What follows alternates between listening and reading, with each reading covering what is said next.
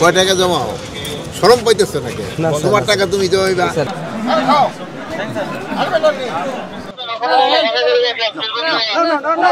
বৌদিকে কয় টাকা দিছে? হ্যাঁ, বৌদিকে দিছেন?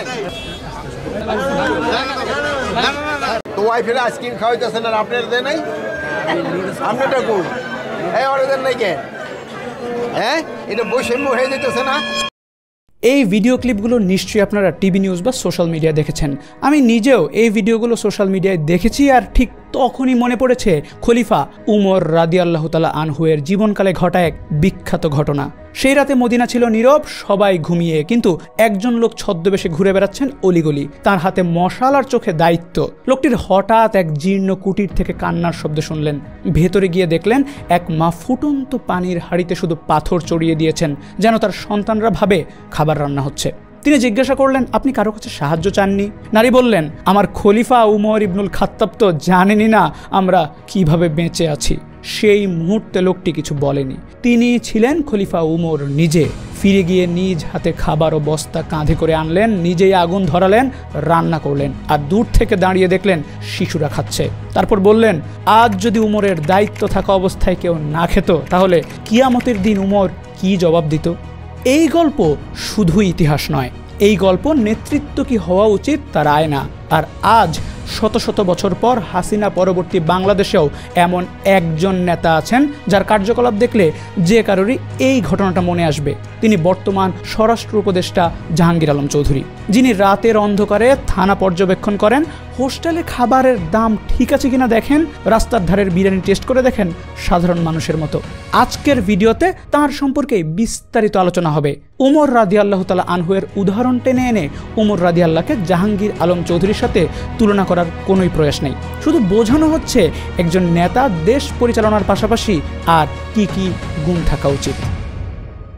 জুলাই বিপ্লবের পর যখন স্বৈরাচারী হাসিনার পতন হলো, তখন দেশে খুশির সাথে সাথে একটা অভ্যন্তরীণ ভীতিও কাজ করছিল যে এইবার ক্ষমতায় ঠিক কারা আসবে, যোগ্য লোকের হাতে কি যাবে ক্ষমতা। সেই সূত্র ধরে প্রধান উপদেষ্টার পর সবচেয়ে গুরুত্বপূর্ণ পদটিকে পাবে তা নিয়ে শুরু হলো ভাবনা। প্রথমে এম শাখাওয়াত হোসেনকে সেই পদ দিলেও পরে তাকে সরিয়ে দায়িত্ব দেওয়া হলো অবসরপ্রাপ্ত মেজর জেনারেল জাহাঙ্গীর আলম চৌধুরীকে। কয় টাকা জমাও? শরম পাইতেছে নাকি? তোমার টাকা তুমি জমাইবা। সোশ্যাল মিডিয়ায় এই ভিডিওটি আপনারা নিশ্চয়ই দেখেছেন। দেখে হয়তো ভালো লাগার পাশাপাশি একটু মুচকি হেসেছেনও, হয়তো ভেবেছেন লোক দেখানো কার্যকলাপ। তাহলে এবার আপনার এই ভ্রান্ত ধারণা দূর করা যাক। 2003 সালের এক দুপুর ঢাকার সেনানিবাসীর ইতিহাসে তখন নতুন নামকরণ হচ্ছে একজনের, মেজর জেনারেল মোহাম্মদ জাহাঙ্গীর আলম চৌধুরী। তিনি দায়িত্ব নিচ্ছেন বাংলাদেশের সীমান্তরক্ষী বাহিনী বিডিআরের মহাপরিচালক বা ডিজি হিসেবে। তখন দেশের পশ্চিম সীমান্তে টানটান উত্তেজনা। ভারতের সীমান্তরক্ষী বাহিনী বিএসএফ বারবার সীমান্ত লঙ্ঘন করছে। সীমান্ত দিয়ে আসছে গুলি, আসছে মাদক, আসছে অনুপ্রবেশকারী। কিন্তু এবার সবকিছু আগের মতো থাকবে না। তিনি লক্ষ্য করেছিলেন ভারতীয় সীমান্তরক্ষী বাহিনী দিনের পর দিন বাংলাদেশিদের গুলি করে মারছে, কিন্তু পিলখানা চুপ। নোট ভেরবাল পাঠায়, বিবৃতি দেয়, কিন্তু অ্যাকচুয়াল গ্রাউন্ডে কোনো জবাব নেই। এরপর তিনি রিটেলিয়েশন স্ট্র্যাটেজি চালু করেন। বিএসএফ যদি গুলি করে তাহলে বিডিআরও গুলি ফিরিয়ে দেবে। সীমান্তে চুপ থাকা নয়, প্রত্যুত্তরই হবে প্রতিরক্ষা। 2005 সালের 17ই আগস্ট বাংলাদেশের 64 জেলার মধ্যে 63 জেলার প্রায় 300-এরও বেশি জায়গায় 500টি বোমা বিস্ফোরণ ঘটে। পুরো বাংলাদেশ তখন অস্থির হয়ে ওঠে। এই বোম্বিংয়ের কিছুদিন পর ভারতের পশ্চিমবঙ্গ থেকে আসা এক ব্যক্তি গিয়াসউদ্দিন ধরা পড়ে বাংলাদেশের সাতক্ষীরায়। তার কাছ থেকে উদ্ধার হয় 20 কেজি বিস্ফোরক। জিজ্ঞাসাবাদে সে বলে এগুলোর গন্তব্য ছিল ঢাকায়। তখনকার বিডিআর মহাপরিচালক জাহাঙ্গীর আলম এই খবর তুলে ধরেন আন্তর্জাতিক সীমান্ত বৈঠকে। তিনি স্পষ্ট বলেন, 17 আগস্ট 2005 সালে বাংলাদেশের 63 জেলায় সিরিজ বোমা হামলায় ভারতের অপরাধীরা জড়িত আছে।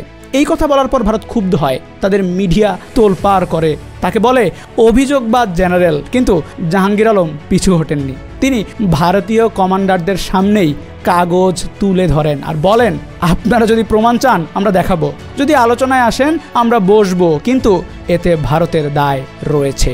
যেখানে সব সরকার ভারতকে বড় ভাইয়ের মতো সমীহ করে চলে, সেখানে জাহাঙ্গীর আলম সরাসরি দোষারোপ করেছিলেন ভারতকে। জাহাঙ্গীর জানতেন সীমান্ত দিয়ে শুধু অনুপ্রবেশ নয়, প্রবেশ করছে অস্ত্র, মাদক, অবৈধ পণ্য। আর তারই আড়ালে গড়ে উঠেছে বিডিআরের কিছু সদস্য সীমান্ত সিন্ডিকেটের গোপন জগৎ। তিনি একে একে সেই সিন্ডিকেট ভেঙে দেন। চোরা পথে পণ্য পার করে দেওয়া হতো, যার বদলে পকেটে আসতো টাকা। জাহাঙ্গীর আলম বিডিআর জওয়ানদের সেই টাকার পকেট কেটে দেন। এরপর 2005 সালেই ডিজি হিসেবে দায়িত্ব ছেড়ে দেন। আর সেই আমলকে এখনও অনেকে বলেন the last golden phase before Pilkhana turned red. 2009 সালের পিলখানায় যে বিদ্রোহ হয় তার পরবর্তী বছরগুলো ছিল শান্ত গর্বের। কারণ এক জেনারেল ছিলেন যিনি জানতেন কবে কথা বলতে হয় আর কবে বন্দুক তাক করতে হয়। তবে 2009 সালে পিলখানা রক্তে লাল হয়ে যায় হয় বিডিআর বিদ্রোহ। বিডিআর বিদ্রোহের পর তদন্তের জন্য 3টি কমিটি গঠন করা হয়: Anis committee, police CID committee এবং QMG chaired army inquiry committee. এই শেষটির নেতৃত্ব দেন কোয়ার্টার মাস্টার জেনারেল বা কিউএমজি হিসেবে জাহাঙ্গীর আলম। তার নেতৃত্বাধীন কমিটি বিদ্রোহের মূল কারণ, মৃত্যুর সময়রেখা, সেনা হস্তক্ষেপ বিলম্বের কারণ এবং বহিরাগত ষড়যন্ত্রের সম্ভাব্য তদন্ত করেন। বিশেষ করে অপারেশন ডালভাত নামের কর্মসূচি থেকে অনিয়ম ও বিডিআর জওয়ানদের ক্ষোভের সূত্র শনাক্ত করে রিপোর্টে বিস্তারিত আলোচনা হয়েছিল।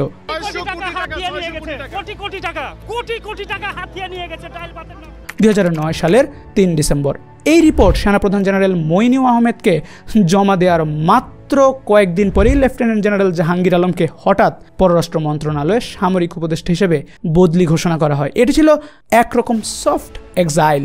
কমিটির রিপোর্টটি সর্বসাধারণের জন্য প্রকাশিত হয়নি, এটিকে ক্লাসিফাইড সেনাদলিল হিসেবে রাখা হয়েছে। তবে যারা রিপোর্টের কাছাকাছি ছিলেন, যেমন সেনা সূত্র ও মিডিয়ার নির্ভরযোগ্য অংশ, তাদের মতে জেনারেল জাহাঙ্গীরের রিপোর্ট সরকার ও ভারতের হস্তক্ষেপ সম্পর্কে অনেক অস্বস্তিকর তথ্য সামনে এনেছিল, যা হয়তো কিছু মহলের জন্য অস্বস্তিকর হয়ে দাঁড়ায়। কিন্তু সংবাদ মাধ্যম দাবি করে রিপোর্টের খসড়ায় শেখ হাসিনা, শেখ তাপস, সাইফুজ্জামান শিখর, সাহারা খাতুন, জাহাঙ্গীর কবির নানক ইত্যাদি রাজনৈতিক ব্যক্তিদের নামও ইঙ্গিত করা হয়েছিল। কিন্তু ফাইনাল রিপোর্টে সেসব বাদ দেওয়া হয় অথবা পুরো রিপোর্টই ক্লাসিফাইড ঘোষণা করা হয়। পরবর্তীতে 2010 সালে তাকে কম্পালসারি রিটায়ারমেন্ট দেওয়া হয়, যদিও আনুষ্ঠানিকভাবে কোনো দোষারোপ বা অপরাধ দেখানো হয়নি তার বিরুদ্ধে। এই ঘটনাটি ছিল অস্বাভাবিক, কারণ একজন কিউএমজি এর মতো উচ্চপদস্থ জেনারেলের এভাবে হঠাৎ অপসারণ সেনাবাহিনীর ইতিহাসে বিরল। লেফটেন্যান্ট জেনারেল জাহাঙ্গীর আলম চৌধুরী তার রিপোর্টে হয়তো সবকিছু বলার সাহস দেখাননি, কিন্তু যেটুকু বলেছিলেন সেটাই যথেষ্ট ছিল তাকে সরিয়ে দেওয়ার জন্য। রাস্তার ধারের বিরিয়ানি খেয়ে সাধারণ মানুষের মতো দাম দেয়া লোকটির কিংবা পূজার উদ্বোধনের পর সবাইকে মিষ্টি খাওয়ানো লোকটির প্রয়োজন পড়েছিল আরও আগেও। 2006 সালের নভেম্বর বাংলাদেশের আকাশ জুড়ে বিদ্যুতের চেয়ে দ্রুত ছড়িয়ে পড়ছে গুজব নির্বাচন হবে না, আওয়ামী লীগ নির্বাচন বর্জন করবে। বলা হচ্ছে খালেদা জিয়ার সরকার নির্বাচন কমিশন হাইজ্যাক করে ফেলেছে। সেনাবাহিনীর ভেতরে গুঞ্জন, দেশ একটা ভয়াবহ সংঘাতের দিকে এগোচ্ছে। তখনকার সেনাপ্রধান মইনুল আহমেদ সেনা শাসন বা মার্শাল ল জারি করার মাস্টার প্ল্যান করেছিলেন, যা দেশের জন্য এক বিরাট কালো অধ্যায় হতে পারত। বলা হয় জাহাঙ্গীর আলম চৌধুরী নাকি সেই পরিকল্পনা থেকে সেনাবাহিনীকে পিছিয়ে রাখেন।